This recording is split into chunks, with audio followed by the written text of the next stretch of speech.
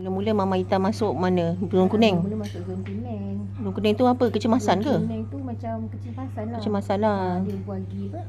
Dia bagi rawatan segera. Tengok kategori tu zon kuning lah.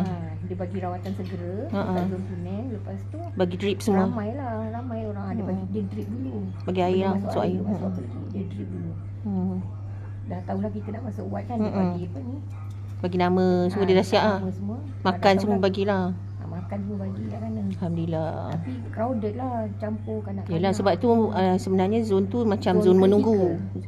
Kritikal zon menunggu. Tapi zon kuning lah dia tak separa kritikal. Separa kritikal lah. Kalau merah tu bahaya. Daripada zon kuning tu dia asingkan lagi, dia masukkan pula dekat zon pemerhati. Wad pemerhati. Wad pemerhati tu tak ramai lah, dia macam ni. Oh, tu baru observation ward. Wad pemerhati tu maksudnya belum masuk ward sini lagi. Belum masuk wad. Wad pemerhati tu maksudnya wad transit. Okey, ni Hospital Shah Alam ya. Hospital Shah Alam ni alhamdulillah parking ada. Cuma masalahnya Mama Ita ni sebab Hospital Shah Alam ni pun dah penuh. Dia terpaksa buka wad lelaki ni campur lelaki perempuan dah. Ni wad ni katil tambahan ni. Ni katil tambahan. Sebenarnya ni wad lelaki. Tapi cantik lah dia punya ni, warna hijau. Nampak? Selesa lah. 4 orang kan?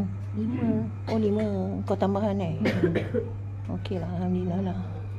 Waktu melawat ni kejap lagi dah tak kena balik sebab dah sesat tadi jadi lambat. Ni apa ni? Ni antibiotik. Oh, antibiotik kat situ. Ni antibiotik ni tadi insulin. Ya. Tapi doktor kata dia dah stop. Insulin tak payah insulin, dia bagi ubat. Dah okey lah dia kira. Tak payah masuk insulin dah. Dia nak cuba ubat. Okay. Kalau dia kata kalau kita makan ubat boleh kurangkan kencing manis, mana ubat je lah. Dia ada tandas lah dalam bilik ni, bagus lah. Okay lah, alhamdulillah dia. Tandas dia ada bilik mandi. Dia ada bilik mandi dengan tandas. Maknanya dia tak payah pergi jauh lah.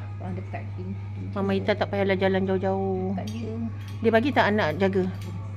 Tak payahlah, tak nak. Tak nak. Patut minta lah jaga. Tak sihat. Oh, ayolah. Okey lah.